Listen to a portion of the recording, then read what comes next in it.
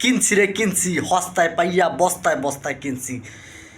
এই ডায়লগটা কিন্তু আমাদের জনপ্রিয় খল অভিনেতা এবং খল ছাড়া যে নায়ক বলতে পারেন সেই অভিনেতা। সো আমি কার কথা বলতে পারছি অবশ্যই আপনারা বুঝছেন, সেটা হলো আমাদের প্রাক্তন নায়ক, যদিও সে এখনও আছে, ডিপজল। সে কিন্তু একটা ডায়লগ দিচ্ছে, কিনছি রে কিনছি, হস্তায় পাইয়া বস্তায় বস্তায় কিনছি। ঢাকার অবস্থা কিন্তু সেই একই অবস্থা।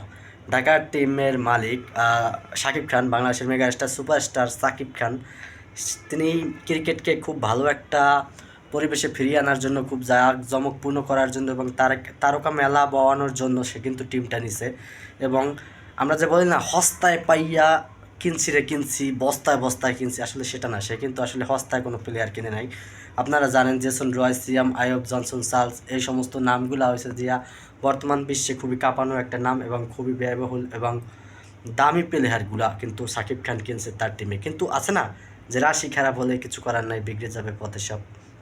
সো তার সাথে আসলে সেইটা হচ্ছে। কেন বলছি এই কথা, সেটা হলো আপনি দেখেন, ঢাকা কিন্তু এখন পর্যন্ত আজকের হার নিয়ে পুরো 4টা ম্যাচ হারছে এবং গত বছর তারা কিন্তু 10 ম্যাচ টানা হারছে। এখন পর্যন্ত তারা ধারাবাহিকভাবে 14 ম্যাচ কিন্তু হেরেই যাচ্ছে। হ্যাঁ, সো আসলে তাদের যে রাশি, সেই রাশিটা কিন্তু এখনও কন্টিনিউ করতে আছে এবং সেই রাশিটাকে কোনো একটা মিলাদ মাহফিল পড়িয়ে তারপর সেনা তাদেরকে আনতে হবে, মানে ঘুরাতে হবে। সেই জন্য তাদের কী করতে হবে, মিলাদ মাহফিল বা বিভিন্ন দোয়া অনুষ্ঠানের আয়োজন করতে হবে, তাহলে যদি তাদের এই কুফাটা কাটে। ওই যে শাকিব খান কিন্তু সব দামি প্লেয়ার কিনছে, কিন্তু কিনলে কি ভাই, এই যে দেশি যেই প্লেয়ারগুলো এক একটা লট প্লেয়ার, তারা খুবই বড় বড় নাম, কিন্তু তাদের পাশে আসলে রান নাই, ধারাবাহিকভাবে কোনো পারফরমেন্স নাই। যেমন ধরেন না, লিটন কুমার দাস, হ্যাঁ, সাব্বির রহমান, মোসাদ্দেক হোসেন ফালু, সৈকত, মোসাদ্দেক হোসেন সৈকত, এই সমস্ত প্লেয়ারগুলো কিন্তু বাংলাদেশের খুব বিরাট বিরাট নাম এবং খুবই ব্যয়বহুল তাদের পাশে সংখ্যা দাঁড় করানো হয় এবং খুবই খুবই বড় বড় অঙ্কের অ্যামাউন্ট তাদেরকে দেওয়া হয়, কিন্তু আসলে তারা কেউই এখন ফর্মে নাই, কেউই ধারাবাহিক রান পাচ্ছে না। সো এই জায়গায় শাকিব খানের দোষ দিলে হবে না। তিনি ক্রিকেটে অবশ্য নতুন আসছে, সো তারে আমরা সবাই স্বাগতম। শাকিব খানের জন্য আমার খুব খারাপ লাগছে। শাকিব খানের মূলত আমরা কিন্তু ঢাকার সাপোর্টার করি না, আমরা অ্যাজ এ বরিশাল হিসাবে বরিশালের সাপোর্ট করি, কিন্তু শাকিব খানের জন্য অনলি তার জন্য খুব কষ্ট লাগতে আছে। কারণ আছে কিন্তু খুবই কুল একজন পার্সন এবং খুবই জেন্টালম্যান।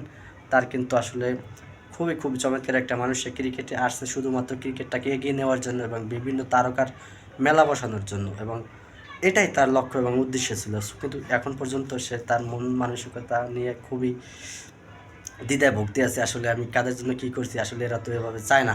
সো আমি মনে করি শাকিব খানের টিম ঢাকা ক্যাপিটালস নেক্সট ম্যাচে ঘুরে দাঁড়াবে, সেই প্রত্যাশা নিয়ে আবার যাচ্ছি। হস্তায় না ভাই, সে কিন্তু দামি প্লেয়ার খেলছে। সো ধন্যবাদ।